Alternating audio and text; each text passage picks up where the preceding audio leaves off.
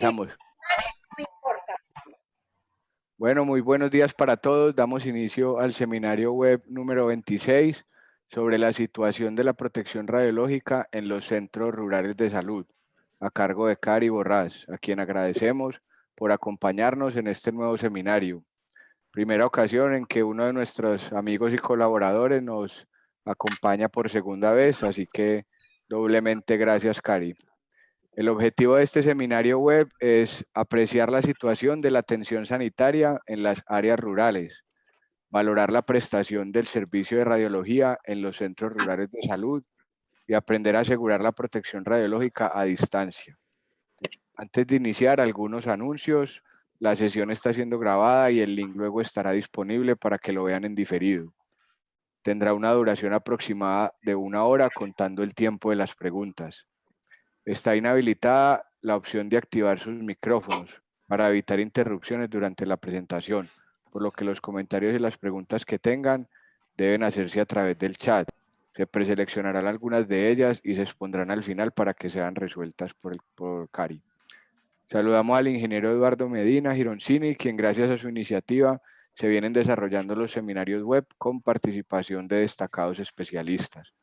Eduardo es ingeniero químico, especialista en protección radiológica y seguridad nuclear de la Universidad de Buenos Aires.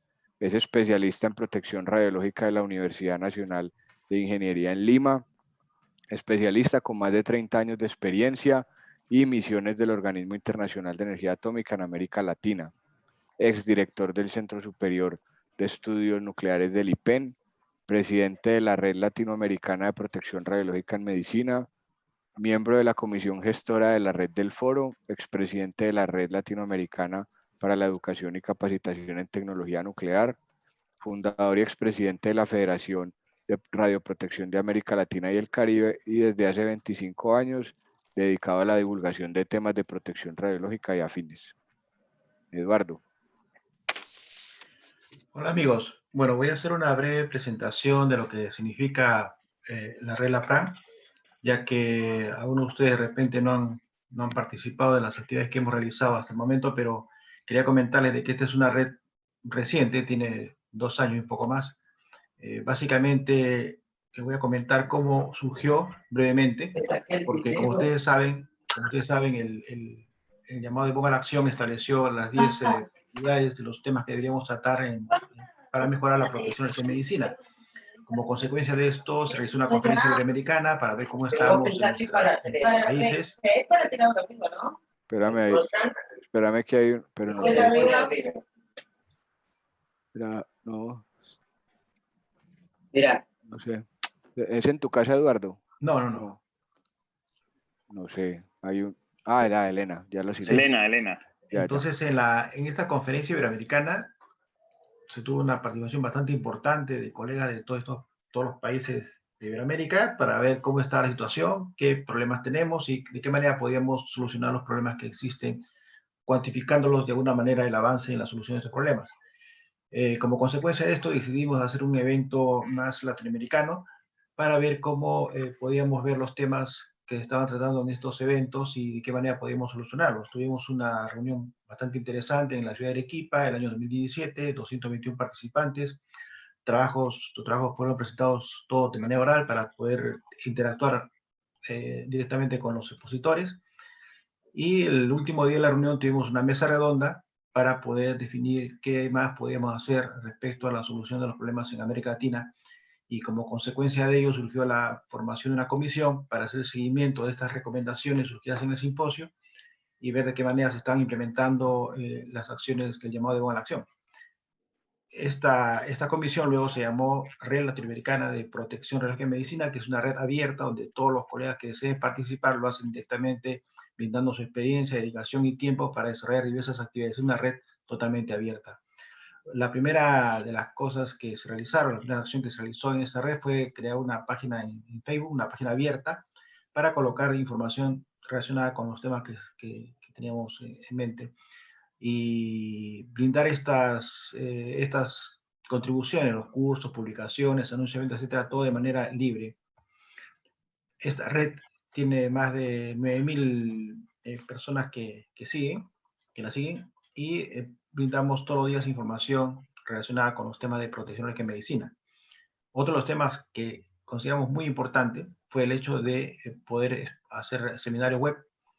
Lo hemos empezado con Pablo desde el mes de mayo del año 2018 y tenemos, como se ha mencionado, este es el seminario número 26. 26.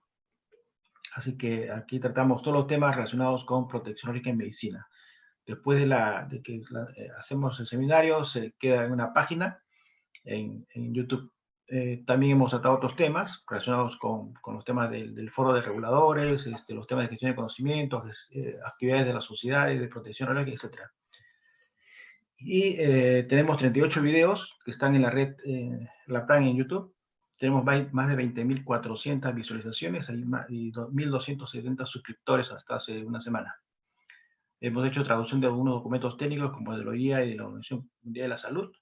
Hemos auspiciado diversos eventos. Estoy tratando de hacer un poco más rápido para no cansarlos con esta discusión, porque ustedes la pueden ver fácilmente en nuestra página en Facebook. Y hemos participado en los dos grandes eventos que se hacen a nivel de América Latina, que es el Congreso de Protección Radiológica y el Congreso de Física Médica. En ellos hemos tenido participación en los simposios y mini simposio y un simposio iberoamericano de protección radiológica exponiendo los temas que estamos comentando ahora.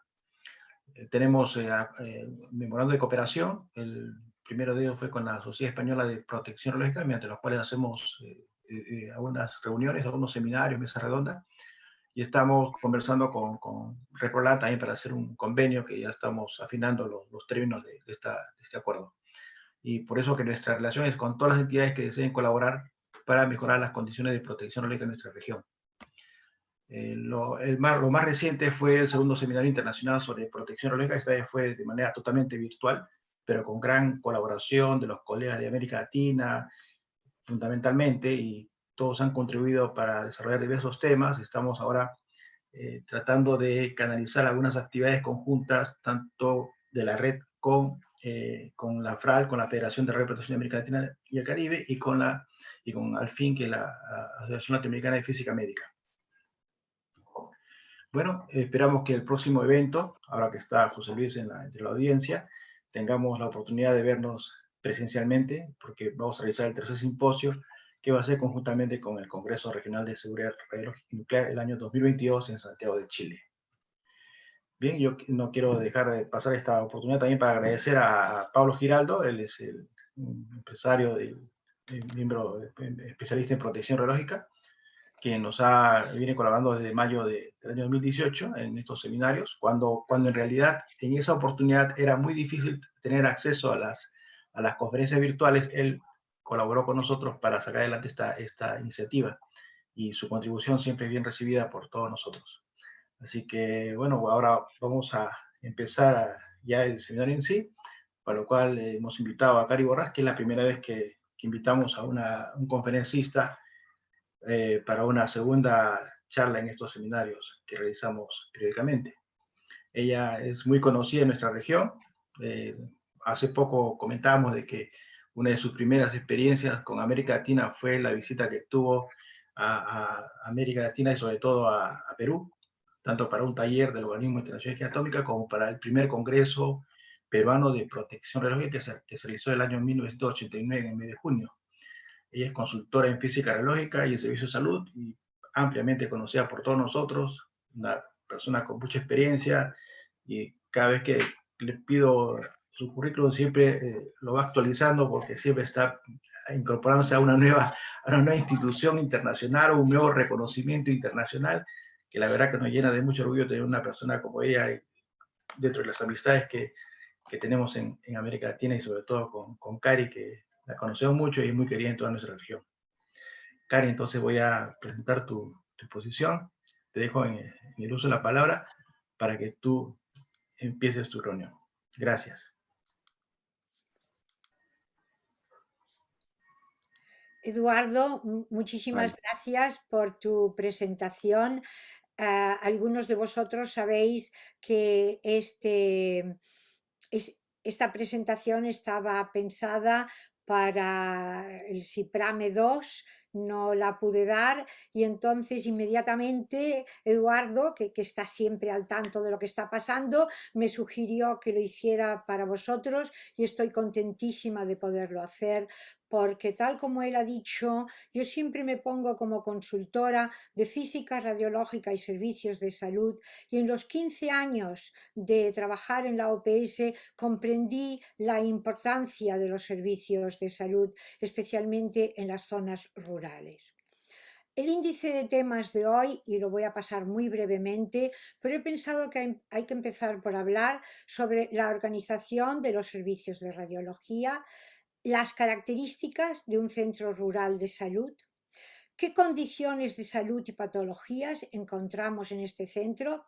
Y hemos de hablar de condiciones de salud porque el embarazo, que es una de las situaciones que nos encontramos a menudo en estos centros, no es una patología. ¿Qué tipo de equipo y personal hay en el centro? Básicamente ecografía y rayos X. ¿Cuáles son las funciones clínicas y técnicas que va a realizar el personal? ¿Cuáles son los requerimientos ¿Cuáles son los requerimientos de radioprotección? En especial, ¿qué va a hacer y quién es? ¿Cómo se designa? El oficial de protección radiológica. Y finalmente, cuando no tenemos expertos, ¿qué soluciones vamos a presentar que puedan resolver este dilema? Y como muchos recordaréis, en el año 1997, y de nuevo me disculpo porque todas mis diapositivas esta vez están en inglés, solamente la primera y la última están en castellano, pero cuando estaba en la OPS se publicó este libro que se publicó tanto en inglés como en castellano y para que quedara bien claro lo titulé Organización, desarrollo, garantía de calidad y radioprotección en los servicios de radiología, imaginología y radioterapia. Y 10 años después me vi en la posibilidad de editar otro libro sobre la definición de los requerimientos de imaginología en centros rurales de salud, que es algo que a mí siempre me ha preocupado.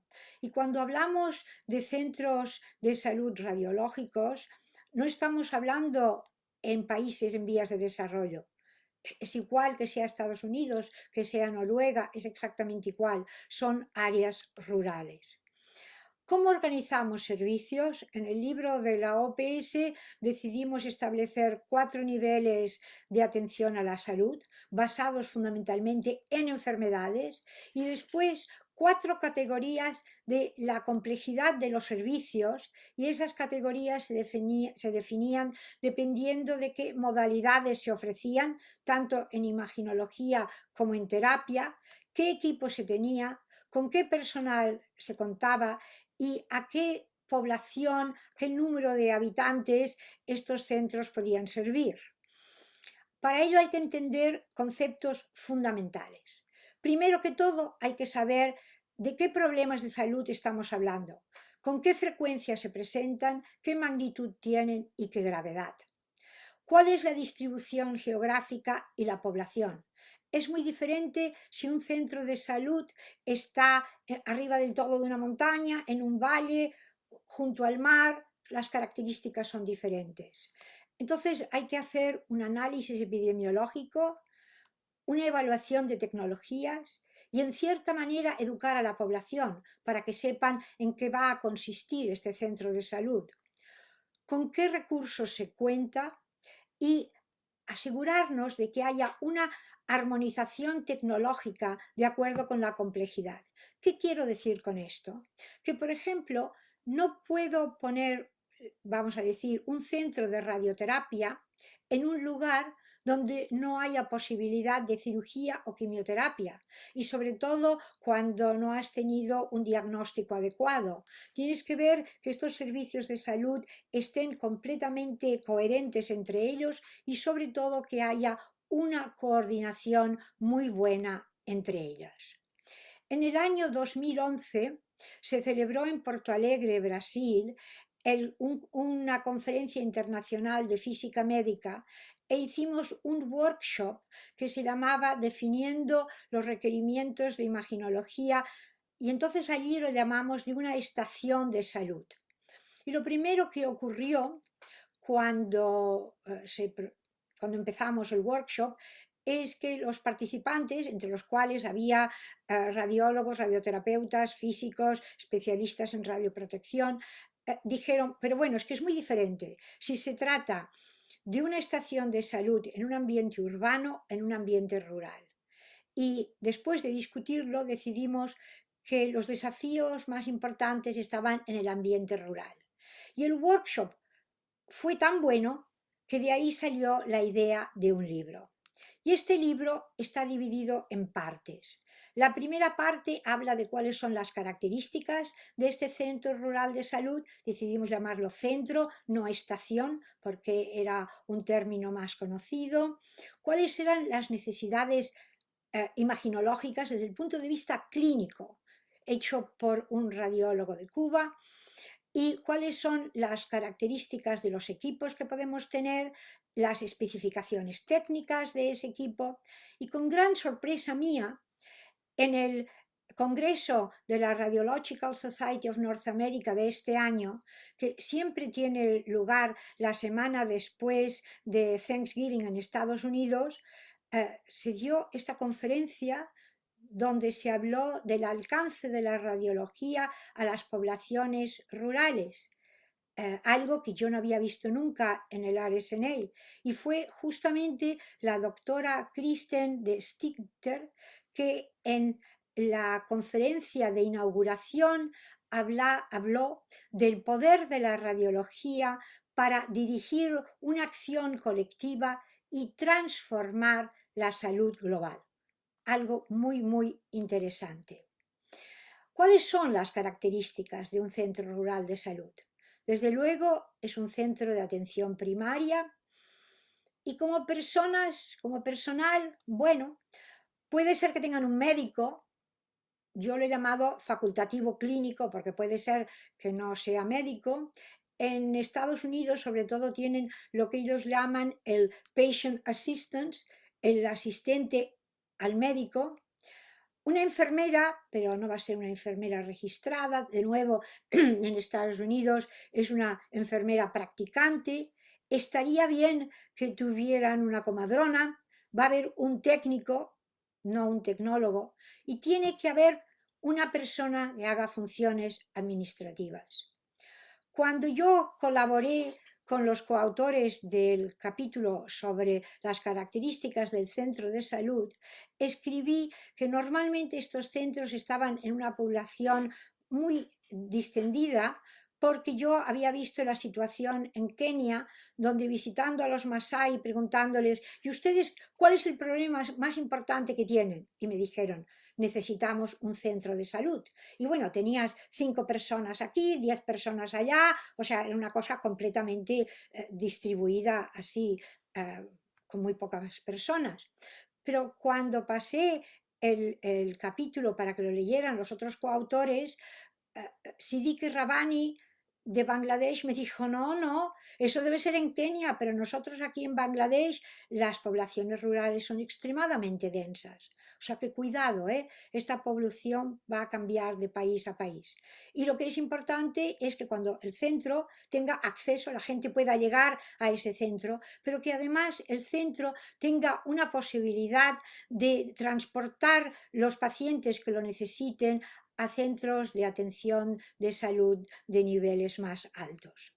Y de nuevo, en esta conferencia de la RSNA, me pareció interesante que como ejemplo puso el país de Uganda, donde, como la doctora de Stiger dijo, el 90% de la población vive en zonas rurales, mientras que los servicios de salud y los trabajadores de salud están todos concentrados alrededor de la capital, Kampala.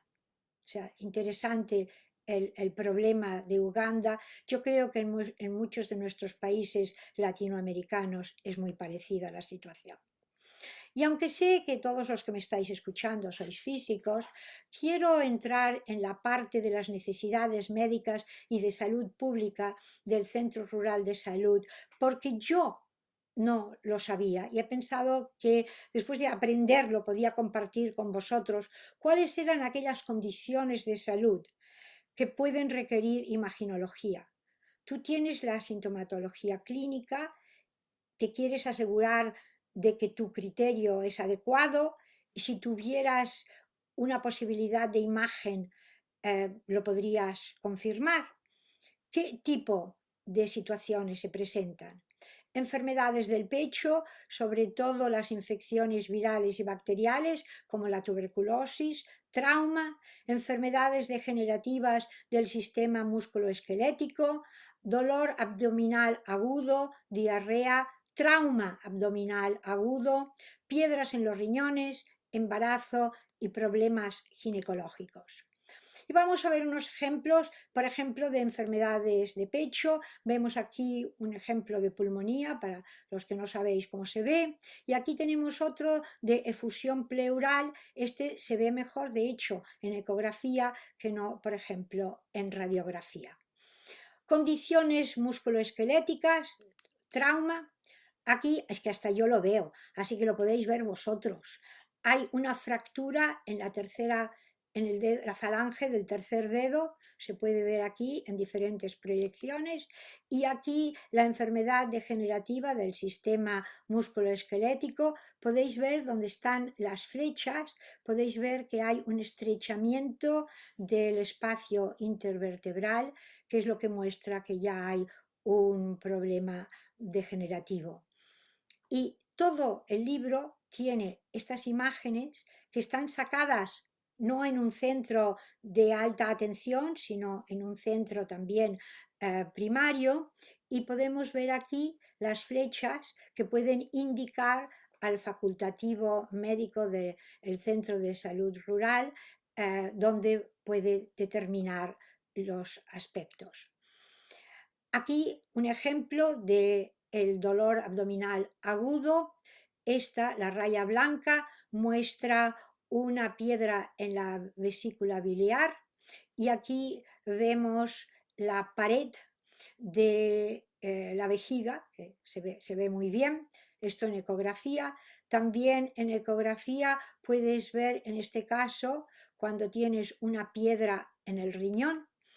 Y para el embarazo podemos hacer ciertas medidas, sobre todo esta que mide la cabeza fetal de un lado al otro, lo que se llama el diámetro biparietal, y hay unas tablas que entonces a partir de la semana 11 de gestación puedes determinar de la forma que va aumentando el diámetro biparietal, puedes determinar cuál es la semana de gestación en la que está la paciente. O sea, gráficas muy sencillas, determinaciones relativamente fáciles.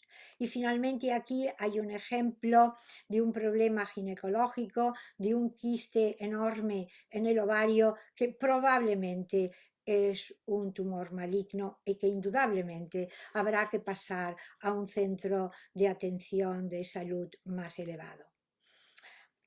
Este practicante clínico, ¿qué es lo que tiene que saber? Porque quizá no sabe interpretar radiografías patológicas bien, pero tiene que saber cómo son las imágenes normales de la región que se examina. Por consiguiente, si hay una anormalidad, aunque no sepa cuál es el diagnóstico, por lo menos sabe algo está mal ahí. Y entonces tiene que decidir si este paciente se puede manejar en el centro de salud o se tiene que derivar a otro centro. Y en caso de que el especialista no pueda ver la imagen, este practicante médico tiene que describir la imagen lo más exactamente posible para poderle consultar, aunque el otro especialista no pueda visualizar esta imagen. Para ello es esencial que el practicante médico tenga entrenamiento y experiencia adecuados. Y vosotros podéis decir, bueno, pero ahora estamos en tiempos de COVID y entonces, ¿quién va a ir a un centro de salud? No pueden hacer nada. Bueno, encontré este artículo tan interesante en Radiología este mayo del 2020 que realmente estaba pensado para departamentos de urgencias, pero es igual, es una cosa muy sencilla. Coges las radiografías de tórax y ves, lo divides en 6 zonas y ves en cuántas zonas encuentras opacidades. Y entonces los autores habían decidido, habían decidido que si estas opacidades aparecían en, de 0 a 2 zonas, el paciente se podía tratar podía ir a casa, se podía ir a casa. Si era de 0 a 2, podía ir a casa. Pero si era de 3 a 6, entonces tenía que ir al hospital y probablemente debería ser intubado. O sea, de nuevo, cosas que pueden ser hechas muy fácilmente en un centro rural de salud. Pero bueno, ahora podéis decir, pero en estos centros es que no tienen el diagnóstico para confirmar.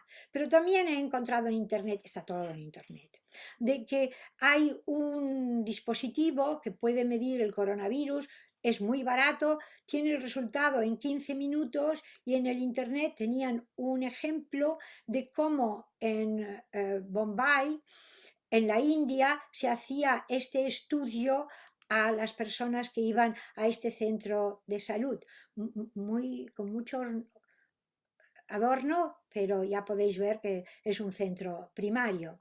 Y esta posibilidad de detección lo que hace es detectar los antígenos específicos de la superficie del virus.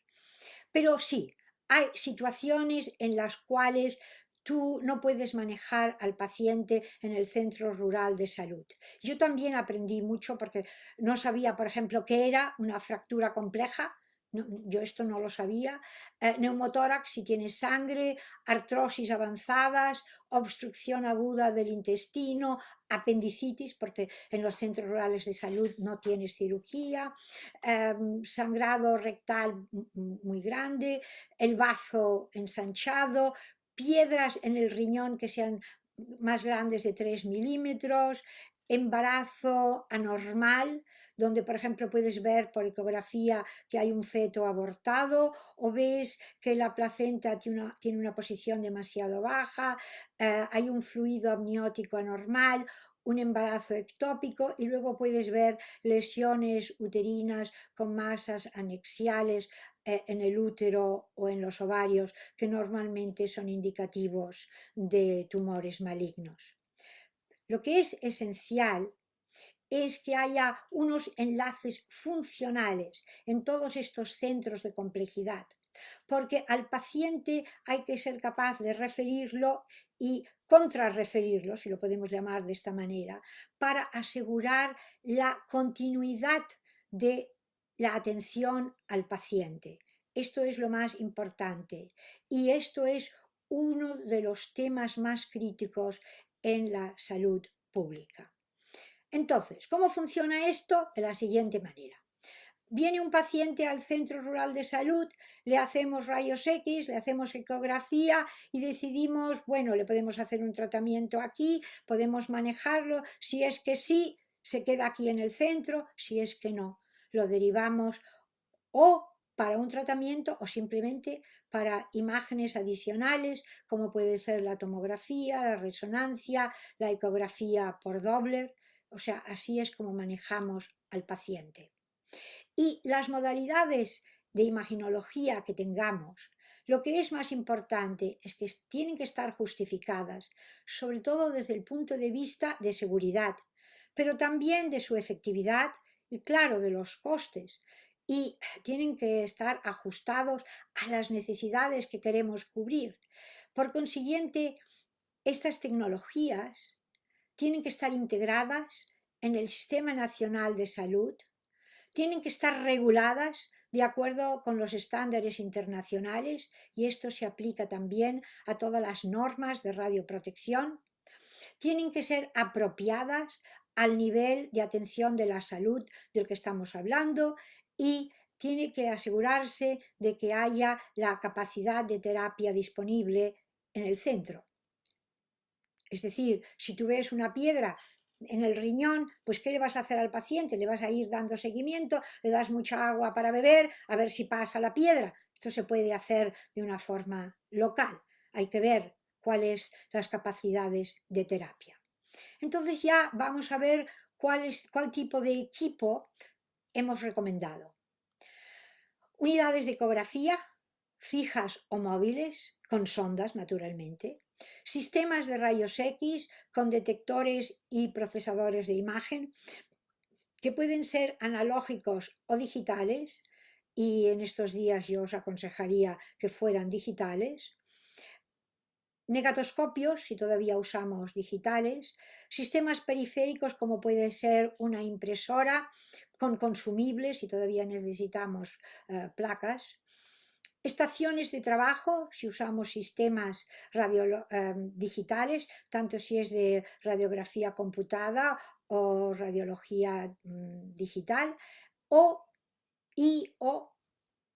ordenadores como PCs, porque necesitamos visualizar la imagen, necesitamos almacenar esta imagen y después recobrarla. Y además muchas veces lo vamos a tener que mandar por teleimagen, con lo cual necesitamos una red telefónica adecuada y acceso a Internet. Se recomienda que pueda haber acceso a Internet. Y es interesante porque yo hice una vez una evaluación de hospitales de distrito, ni siquiera de centros de atención primaria, en el delta del Mekong, en el sur de Vietnam, y los equipos de radiografía estaban tan mal y la operación era tan mala que decidí que lo único que tenían que tener era unidades de ecografía. Bueno, 3 años más tarde, en ese workshop que os dije que tuvimos en Porto Alegre, se me convenció de que hay muchas fracturas en estos lugares y que hay que contar con sistemas de radiografía. Así que ahora hemos considerado que ambos son necesarios. Empecemos por el equipo de ecografía. ¿Qué especificaciones? Dependiendo de si queremos hacer imágenes en el modo B o si queremos hacer estudios Doppler o imágenes de flujo, la sonda va a ser diferente, puede ser lineal o curvilínea o de fase, y va a tener que tener diferentes rangos, por ejemplo, recomendados de 2 a 7, de 2 a 5 MHz, y la penetración tiene que ser por lo menos de 10 centímetros de profundidad. Estas son las especificaciones mínimas y estas son las óptimas. Y entonces tenemos algunas fotos que son muy interesantes, no están a escala, como podéis ver. Este es un equipo con una cierta complejidad que tenemos aquí de ecografía, y este era un equipo, este es de la casa Philips, este es de General Electric, que como veis es muy pequeño, cabe en la mano, y fundamentalmente lo que queremos es que la unidad de ecografía sea de tipo general, porque sobre todo vamos a tener trabajo abdominal. Pero claro, sería interesante que tuviera una capacidad de hacer Doppler y también que la salida fuera digital, porque entonces podemos retransmitir las imágenes. Y existe la posibilidad de que haya una serie de dispositivos que se pueden conectar directamente, o sea, sondas que se pueden conectar o bien con una tableta o con un PC o incluso con un teléfono inteligente. Y el doctor Siddiq Rabbani, del cual he hablado antes, vio que había una sonda desarrollada por la Universidad de Newcastle, que valía solamente $50, e hizo unos estudios y, como podéis ver, realmente este es el sistema de alta categoría, vamos a decir, este es el de $50 y no hay una gran diferencia en cuanto a la capacidad de visualización. Y entonces yo ayer me dediqué a mirar en Internet qué pasaba en Estados Unidos. Y sí, claro que encontré sondas que pueden funcionar con un teléfono inteligente. Esto de aquí, en este caso, había de muchos fabricantes, solamente he puesto 2 ejemplos y tampoco quiero identificar los fabricantes. Este es el cargador, o sea, es todo muy sencillo, pero $50, no, valen 2.000 dólares. Bueno, sin comentarios. Pasemos al equipo de rayos X. Como sabéis, en el año 1975, la OPS y después se le unió la OMS, idearon el sistema básico de radiología que, según ellos, podía hacer el 90% de todos los estudios radiográficos, se podía poner en diferentes posiciones. Aquí vemos una fotografía de cómo se podía instalar este sistema, y entonces he puesto aquí las especificaciones que para ese tiempo eran muy interesantes. El generador era de multipulso de alta frecuencia, que en aquel tiempo era algo muy novedoso, hoy día se hacen todos así. Y además el generador estaba hecho con unidades de carga que son muy parecidas a vuestra batería del coche. Eso crea un problema, y es que para que siempre funcione tiene que estar conectado a la corriente, igual que vuestro coche. Si dejáis vuestro coche que no funcione la batería de un cierto tiempo, se descargan y luego hay que cambiar la batería, ya no se pueden volver a cargar. El tubo de rayos X no tenía un colimador ajustable, sino que la apertura era fija dependiendo de qué tipo de tamaño de placa podíamos usar. Y luego había un buki con una rejilla antidifusora que estaba unido rígidamente al tubo de rayos X con un, no sé cómo se llama, stand ahora. O sea, estaba, lo vais a ver en la foto, con un soporte en forma de U, porque esto va a asegurar que la alineación del tubo de rayos X con el detector está siempre bien. Y el sistema está fijado a una distancia fuente-detector de 1,4 metros, que es algo entre 1 metro, que son los estudios radiográficos normales, y 1,8, que es lo que usualmente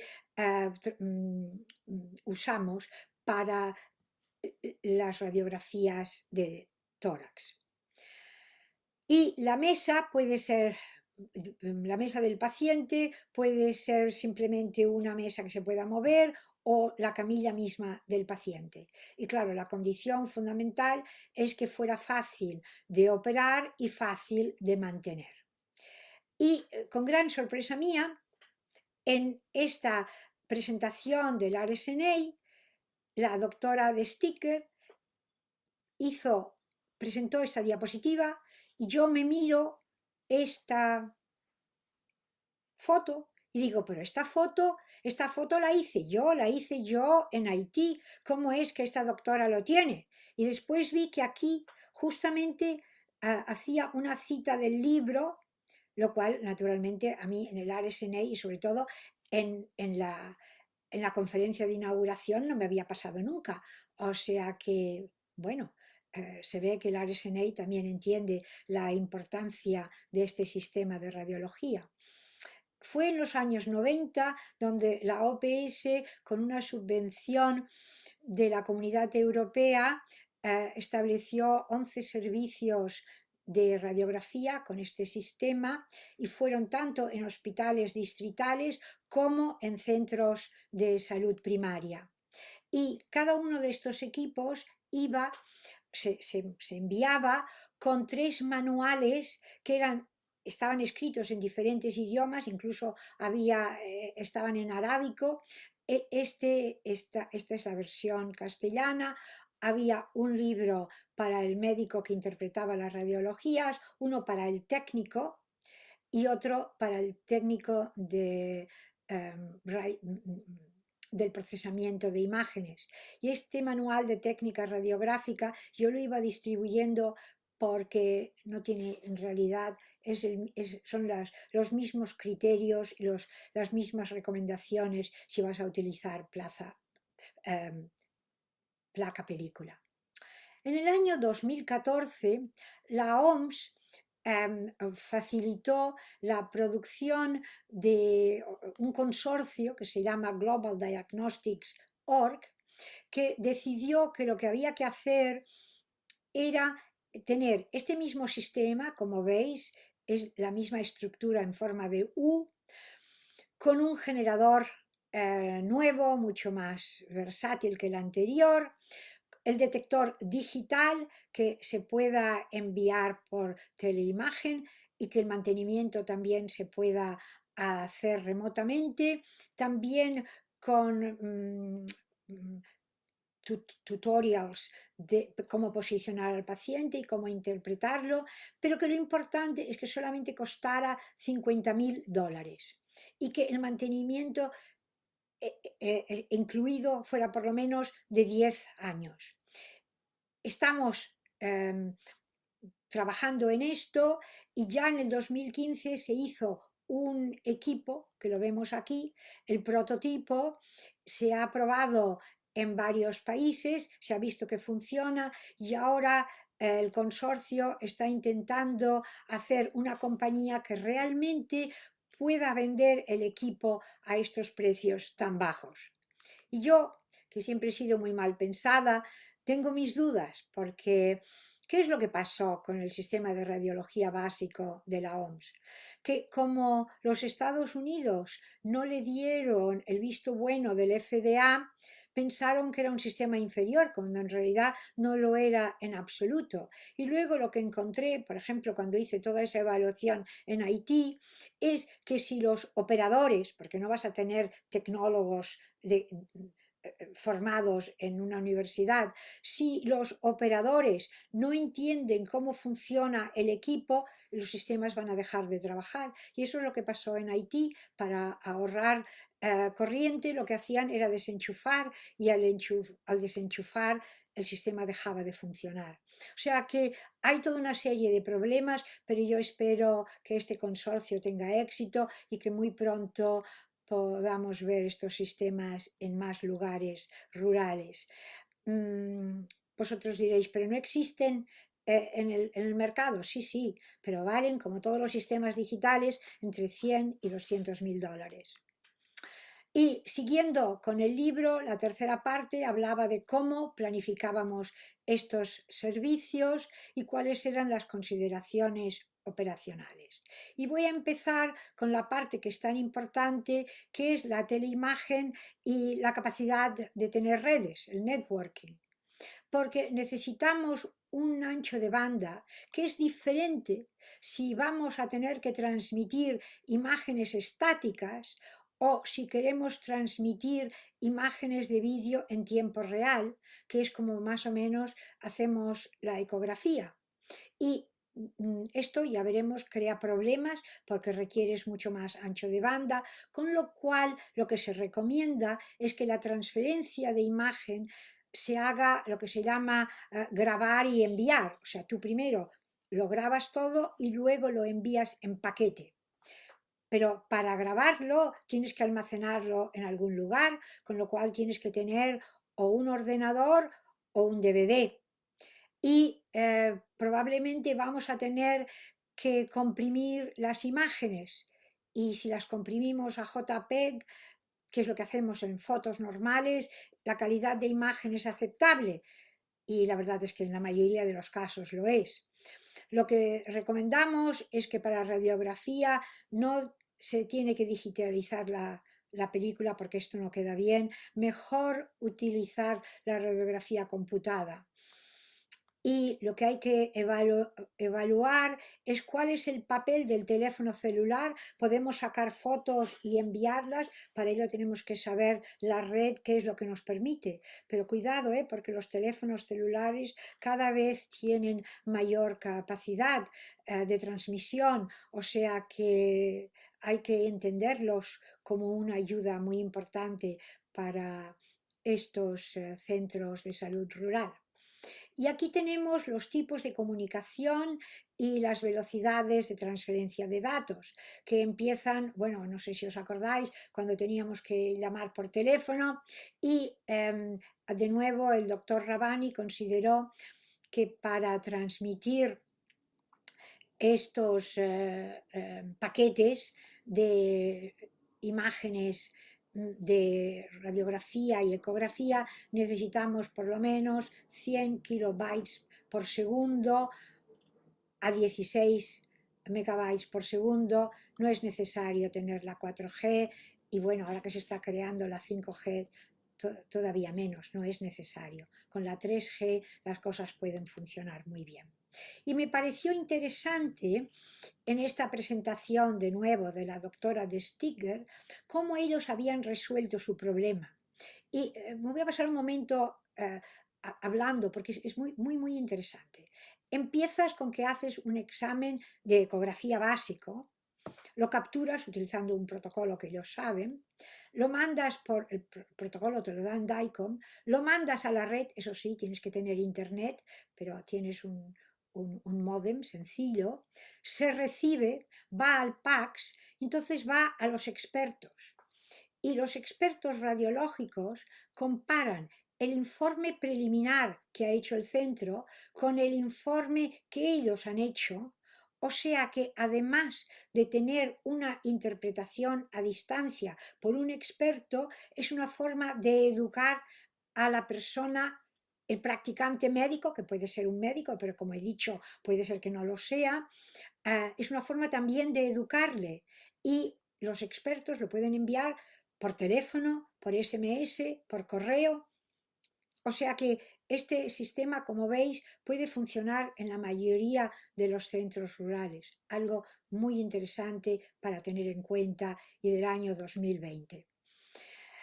Para que esto funcione, los técnicos, el que hace de técnico, tiene que ser capaz de obtener estas imágenes de los pacientes y grabar las áreas de interés clínico, incluyendo la patología posible. Y tienen que hacer, vamos a hablar mucho también del mantenimiento, porque tienen que ser capaces de hacer el mantenimiento para el equipo de ecografía y de radiografía, el mantenimiento básico. Y en todo caso tienen que ser capaces de comunicarse con los técnicos de servicio remotamente.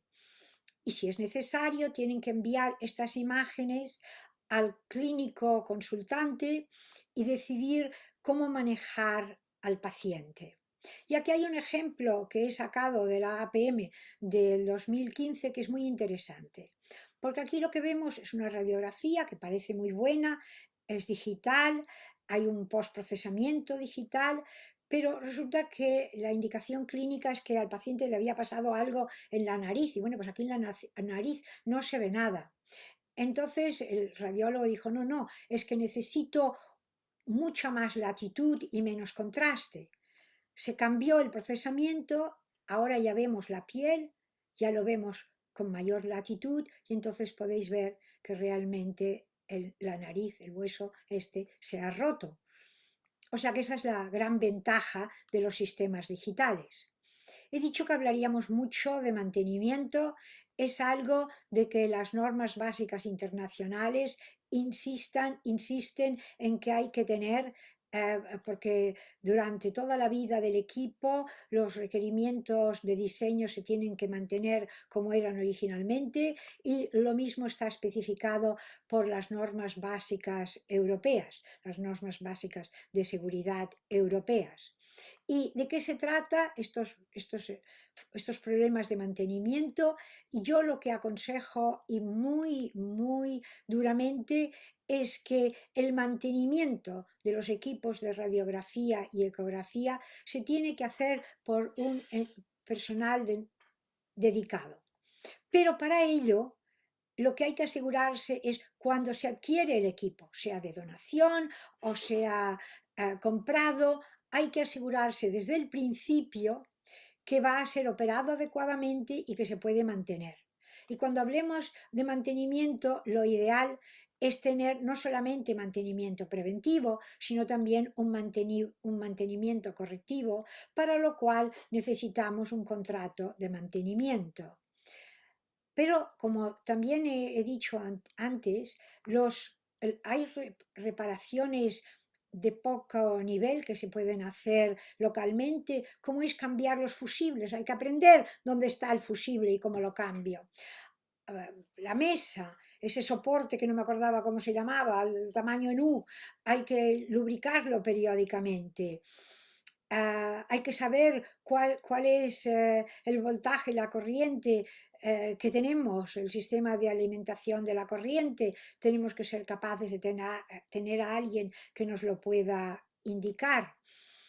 Y los estándares básicos de radioprotección naturalmente nos dice cómo tenemos que hacer este mantenimiento, y después todas las normas están aquí, salieron en inglés en el año 2014, pero las de castellano son las de 2016, y yo co-coordiné con el OIA una guía en el 2018 que lo que hace es dar las recomendaciones de cómo estas normas de protección radiológica, estas normas de seguridad, pueden aplicarse directamente en los usos médicos de la radiación ionizante. Estas normas se publicaron en inglés en el 2018, y por lo menos hasta ayer, que lo volví a buscar, todavía no hay una traducción al castellano, pero probablemente la habrá. No sé las prioridades del OIA, que son quienes publican estas normas. Y lo que es importante de entender es que en estos centros de salud rural tienen que aplicarse los mismos principios de protección radiológica que aplicamos en cualquier centro. Tiene que haber las mismas normas de la justificación de las prácticas, limitación de dosis y optimización de la protección, que como sabéis es diferente dependiendo de si hablamos de los trabajadores y del público o si hablamos de los pacientes en la exposición médica. Generalmente tú lo que tienes que ver es si o los individuos o la sociedad se benefician de esta práctica que vas a justificar, si estos beneficios son mayores que el detrimento radiológico, mientras que en la exposición médica lo que quieres ver es si hay técnicas alternativas que no involucren radiación ionizante. Por ejemplo, hemos visto que en los centros de salud que tienen un departamento de radiología también tienen ecografía. Bien, la ecografía no da ninguna dosis, pero puedes conseguir el mismo diagnóstico. Esto es lo que tiene que saber el facultativo médico para decidir, por ejemplo, si es un niño, se le puede hacer una ecografía en vez de una radiografía. Limitación de dosis existe para el trabajador, tiene que cumplir con las mismas normas, los mismos límites de dosis, hay que asegurar la protección del público, pero no son aplicables a los pacientes. Para la optimización de la protección hay que conseguir que se consigan los niveles de dosis lo más bajos posibles, mientras que en las exposiciones médicas el nivel de dosis tiene que ser aquel con el cual se consiga el objetivo médico, que también va a depender de la capacidad de interpretación del facultativo médico.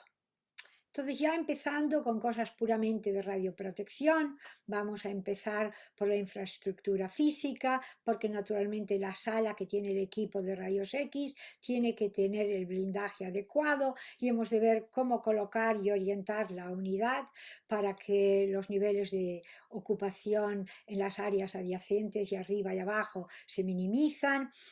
Hay que ver dónde ponemos, si es que va a haberlo, la sala de espera, para que también puedas disminuir y optimizar el blindaje. Y si vas a utilizar placa pantalla, acordaros de que el área donde vamos a almacenar las películas también tiene que estar blindada porque es mucho más sensible que las personas, y hay que considerar si se pueden utilizar materiales disponibles en el centro.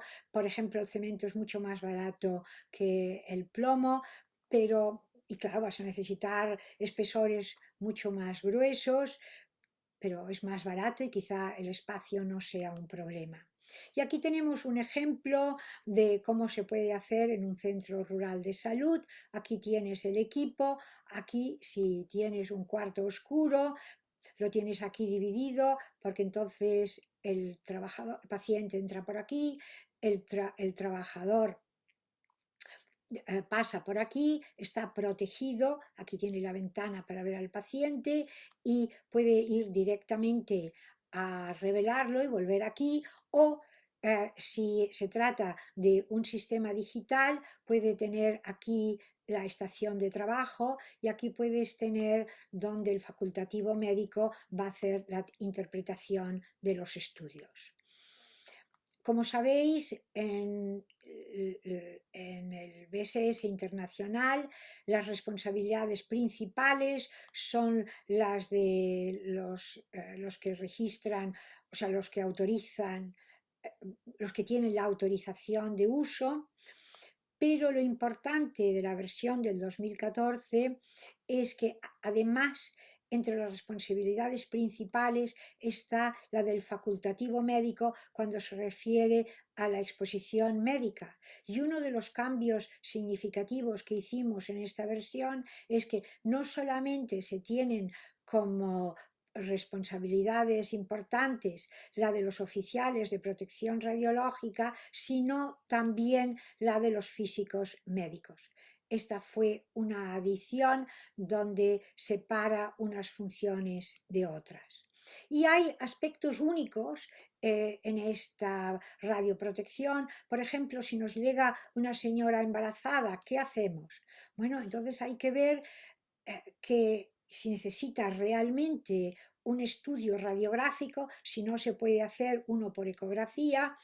La colimación tiene que ser muy buena en el equipo de rayos X, y luego puedes poner un delantal porque lo que quieres es que el abdomen de la persona esté expuesto lo menos posible a la dosis de radiación.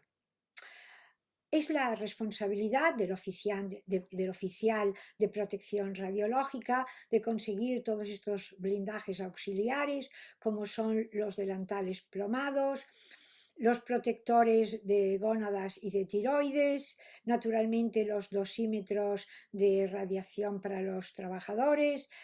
Tiene que aprender técnicas de reducción de dosis para los pacientes. La colimación es una de las más sencillas. Para ello, tiene que entrenar, reentrenar, actualizar al personal y luego utilizar consultores exteriores que pueden tener que ir al lugar periódicamente, pero que por lo menos están disponibles por teléfono o por internet. Y estos son algunos ejemplos que yo he visto por ahí por las Américas. Aquí les faltó el dinero para poner plomo en la pared. El plomo, como sabéis, es muy caro, con lo cual la técnica iba siempre con este delantal de plomo cuando hacía las radiografías. Aquí es un ejemplo de una madre que está aguantando al niño. Bueno, el niño sí, tiene las gónadas protegidas, como berrea, pobre, pero la madre, este delantal de plomo es así muy precario. Y luego siempre presento esta diapositiva que es antediluviana, porque cuando estamos en una presentación presencial, eso suena fatal, pero cuando es de verdad, cuando os puedo ver, siempre pregunto, a ver, desde el punto de vista de radioprotección, de estas radiografías, ¿cuál es la que tiene la radioprotección optimizada? Porque como podéis ver, las dos radiografías están hechas a 80 kilovoltios, una es a 25 miliamperios por segunda y la otra es a 100. O sea que esta tiene una cuarta parte de la dosis que esta, con lo cual esta debe tener la mejor radioprotección. No, no, no, porque aquí no se ve absolutamente nada. Esto es una dosis dada gratuitamente a un paciente. Esta es la donde has realmente optimizado la radioprotección. Y lo mismo sucede con sistemas digitales. Esta es una diapositiva del Liceo Bañol del 2004.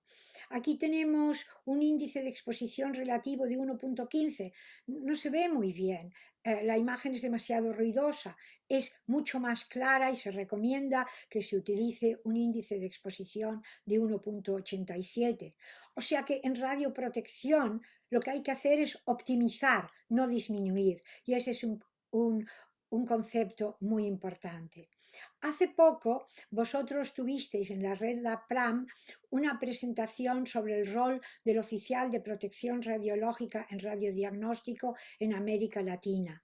Y Miguel Olaya, de Ecuador, lo primero que dijo es que había que actualizar el reglamento de seguridad radiológica, eso a mí siempre me ha parecido bien, pero después que había que definir claramente el perfil profesional para tramitar la licencia del oficial de protección radiológica, que podían ser físicos, biofísicos, físicos médicos, licenciados en imaginología, médicos licenciados en enfermería. Acordaros que en los centros de salud no va a haber universitarios y también tienen que ser reconocidos como oficiales de protección radiológica. Me gustó mucho lo que dijo Gilberto Hernández de México. Él hablaba de niveles de tercera y cuarta categoría, donde decía que además de tener un encargado de seguridad radiológica en el hospital, había que tener un asesor externo.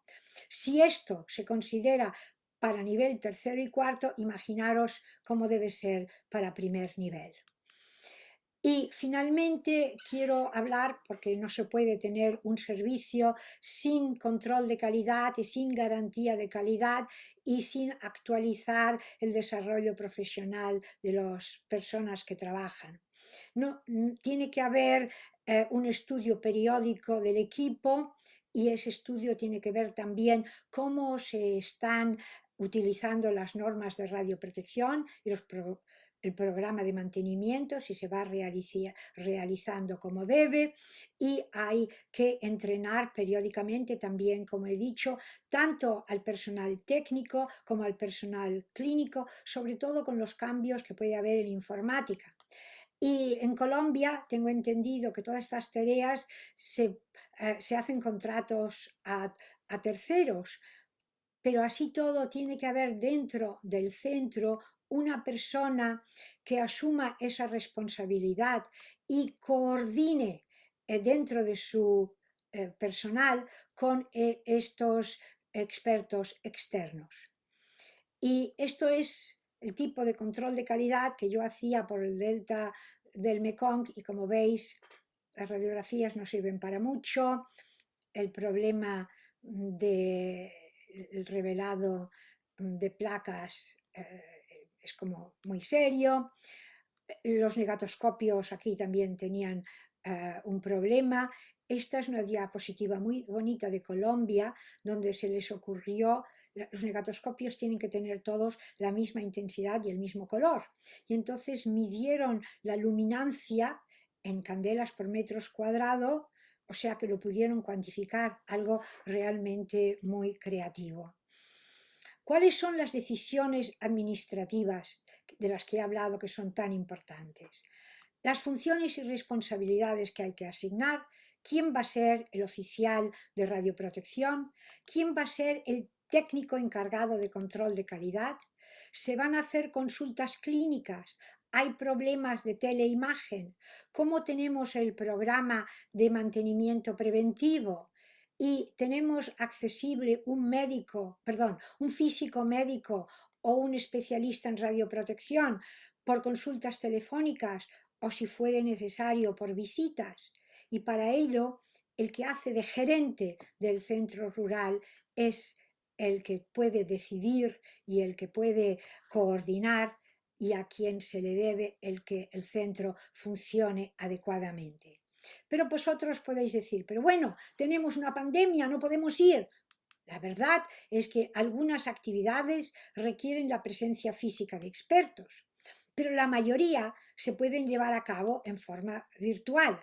Pero claro, para ello tienes que haber entrenado al personal, sobre todo para qué van a hacer en protección radiológica, la ejecución y coordinación del mantenimiento de los equipos, cómo van a hacer las pruebas de control de calidad y han de estar disponibles para consultas telefónicas y para visitar el servicio cuando fuere necesario.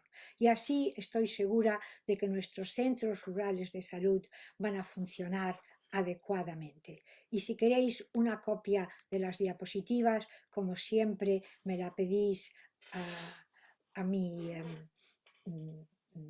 correo de Gmail, y sobre todo estad bien protegidos porque cada vez va peor esto del COVID-19.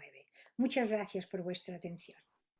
Ari, muchas gracias a ti como siempre por compartir ese conocimiento con tanto entusiasmo además. Felicitaciones por esa magnífica presentación. Al momento no hay preguntas en el chat, no sé si alguno... Sí, Pablo, debido a que no hay preguntas por el chat, vamos a dar la oportunidad que alguien exponga verbalmente, porque Elena había pedido hacer un comentario. Elena Cotelo. Voy a permitir que los participantes, espérame a ver si de pronto hay... ¿Quién me...? Elena Cotelo, de Uruguay. Voy a buscar a Elena. No sé si Elena puedes activar el micrófono, si no yo... Acá estás.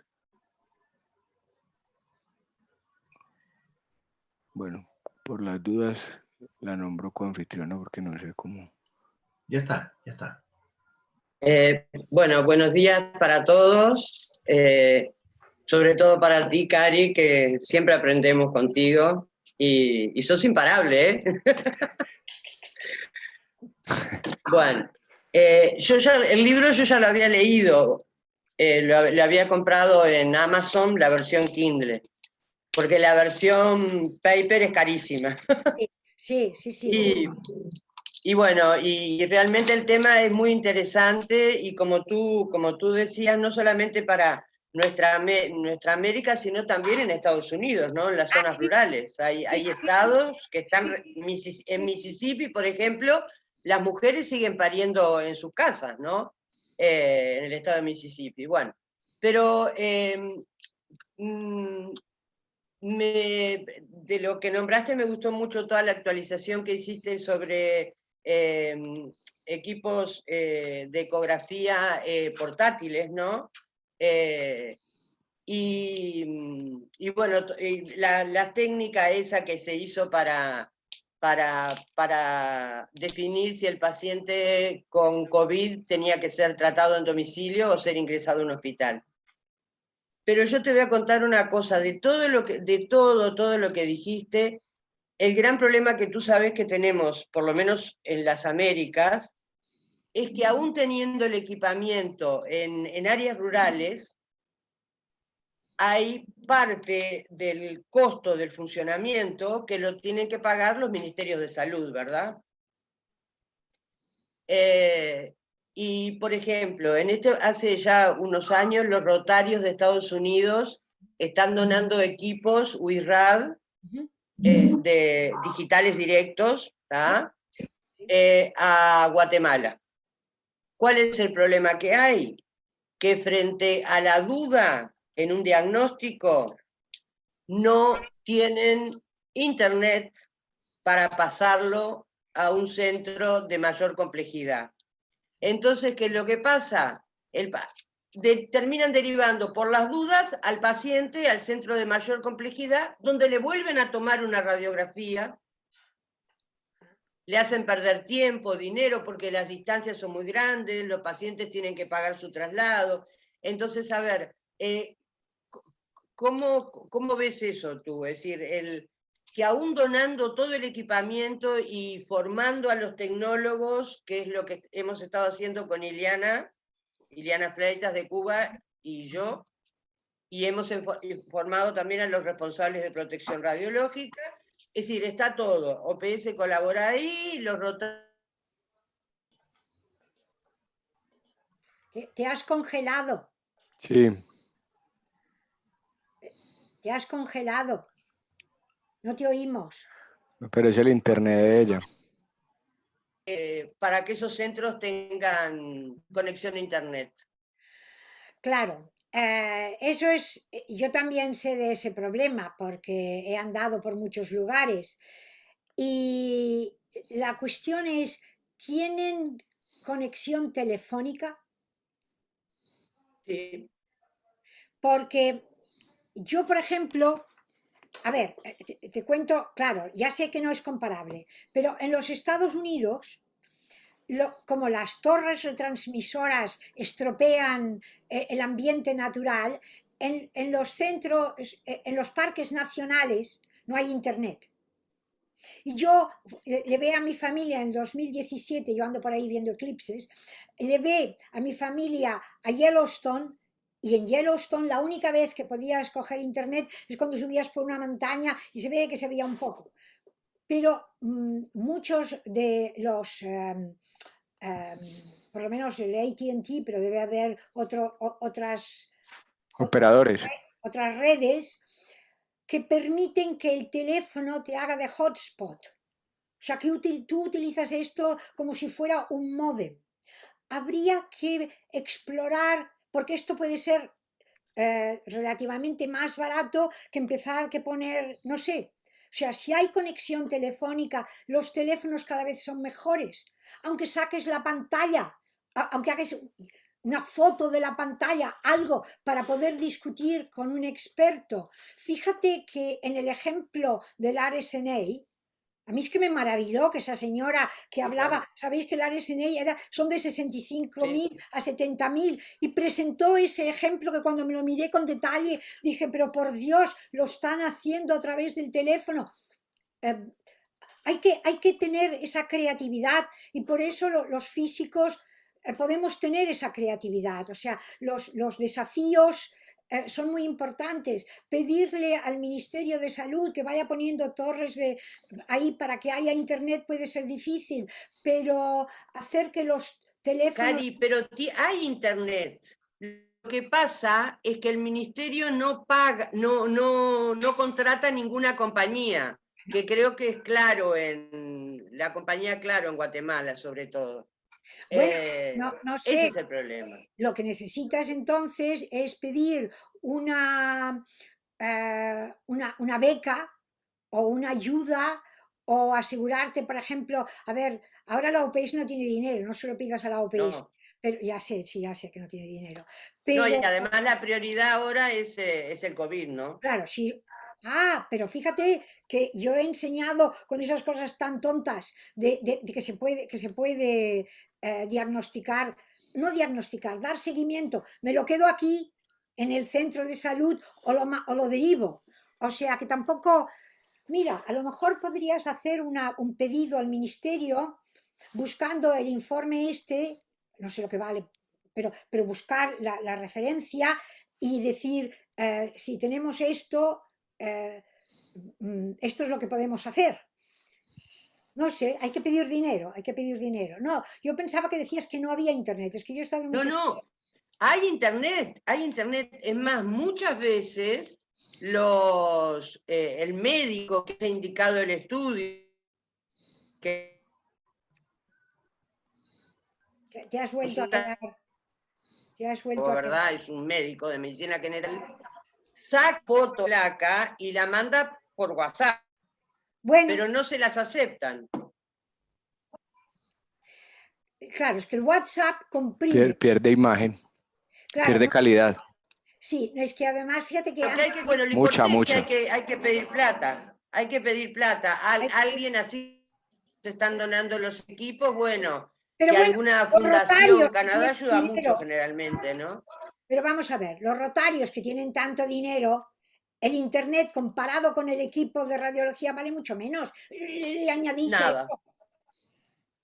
Bueno, o sea, hay que tener una creatividad, no sé cómo decirlo, porque lo que no puede ser si tienes internet es no poder utilizarlo. No, y fíjate que Exacto. en una de mis diapositivas yo preguntaba si el JPEG, el GPEG, que lo comprime, era adecuado, pero el problema es que cuando lo mandas por WhatsApp, te lo comprime de una forma que la imagen no es utilizable. Te digo más, a Cari y a todos los presentes, para que vean qué interesante que es este proyecto. Porque la empresa que fabrica los equipos, que es Sedecal, de España, Sí, hasta tiene su nube contratada, ¿no? Tiene su nube. Así que lo único que se necesita es conexión a internet para subir las imágenes a la nube. Es una cosa muy lamentable, ¿no? Porque, pero bueno, lo que hay que insistir entonces ahora es que los rotarios pongan un poquito más de plata pues eso, es que y paguen internet y chao. sí. Bueno, y que además sea en otros países también. Pero muchas gracias, Elena, por tu participación. Yo había No, cosas que quería decir y no me atrevía por el tiempo. He no, estado exactamente 56 minutos, porque yo hago control. No, está bien, está bien. muchas gracias a ti, Cari, que siempre es un gusto verte, escucharte y aprender de ti. Muchas gracias a ti. Bueno, si alguien quiere hacer alguna intervención, ¿alguien más? Porque a veces por el chat puedes mandarle la información un poco restringida. Como el caso, bueno, el caso de Miguel era una cosa concreta, quería saber dónde comprar el libro. Pues Ya sabe, Ya lo hemos colocado, ya lo pusimos. en la dirección. poned Borràs Springer. Y Sí. dependiendo del país, el precio cambia. O ¿Sí? sea, si el país es en vías de desarrollo, es mucho más barato. Ah, Bueno, Eso para ya- nosotros es más barato. sí. No, yo, es que todos les $5 doy menos cuesta. dinero. Sí, yo me sabe mal hacer propaganda del libro, pero es que la Ah, verdad es que Springer es muy universitario y lo ha mandado por todas las universidades, lo cual es muy bonito, pero no sirve para nada. Entonces, por cierto, yo cobré, me pasé 5 años con mis coautores, cobré 450 euros. Ahí es todo. O sea que yo como ya no recibo nada de lo que se vende, pero pienso que muchas cosas son todavía útiles y es una pena que no se haya divulgado más. Pero sí, id a Springer directamente porque dependiendo de dónde estáis dan un precio diferente. Mira, porque en Amazon la edición de papel sale como $130. Sí, así también está en la otra editora, sí. Sí, pero esto es en Amazon. 126. Amazon Claro. tiene que ganar dinero. Springer no. Springer tiene mucho dinero. Miradlo. Yo lo compré en edición Kindle, que igual era caro, creo que $30, no me acuerdo. Pero bueno, siempre es bueno tener la edición de papel, ¿no? A mí como coautor o editor me hacen un 40% de descuento. O sea que si queréis os lo puedo comprar, pero no sé, pero mejor que lo compre, pero a lo mejor os hacen más descuento. No sé, países como Guatemala, como no sé, no sé exactamente el criterio que utiliza Springer para bajar el precio, pero yo sé que en Está bien. Europa es más caro que en Estados Unidos, por ejemplo. Bien. O sea, cuando estoy en Gracias. España, entro en Springer y ¡bom! Me sale a 130 euros. Perdón, ¿eh? 130 euros no es 130 dólares. No, claro. Claro. No. ¿Alguna Bien, pregunta creo más? que parece que no hay más preguntas. Si no, bueno. No, Eduardo, Sí. no, ¿cómo es la situación en África en general? Es decir, ¿existe algún movimiento? Yo sé, nosotros estamos hablando de Latinoamérica y todo, pero en Latinoamérica, por lo menos hablamos el mismo idioma en general y pondremos estas reuniones. Sí, claro. Pero Y yo en creo que África es un continente olvidado un poco. ¿Puedes no, hablar de los esfuerzos? sí, por ejemplo, el APM que ha creado ahora un consejo internacional tiene varios proyectos con África y el RSNA también tiene proyectos con África. Fue muy interesante el RSNA de este año porque la conferencia inaugural fue esta que os he enseñado algunas diapositivas, pero es que la conferencia de radiología, lo que se llama The Annual Oration, The Annual Radiology Oration, que es lo más importante, era todo de radiología global y hablaba bastante de África y de los proyectos que los estadounidenses tienen con África. África está mucho peor que Latinoamérica, desde luego. Claro. Bien, no hay más intervenciones. Vamos a aprovechar, ya que es la última reunión del año, darles un saludo por Navidad a todos los participantes y a todos los que van a ver posteriormente la presentación, y desearles un buen año. Ya nos veremos en enero con otro seminario web. Saludos para todos, un abrazo para todos. Y que los Reyes Magos os traigan muchos regalos. Sobre todo la vacuna. Eso. El mejor regalo, Eduardo. Sí. Ok, bueno. Gracias a Bueno, todos. muchas gracias. Gracias, Hasta luego. Cari. Nos vemos. Muchas gracias a todos. Chao. Saludos. Adiós. Chao.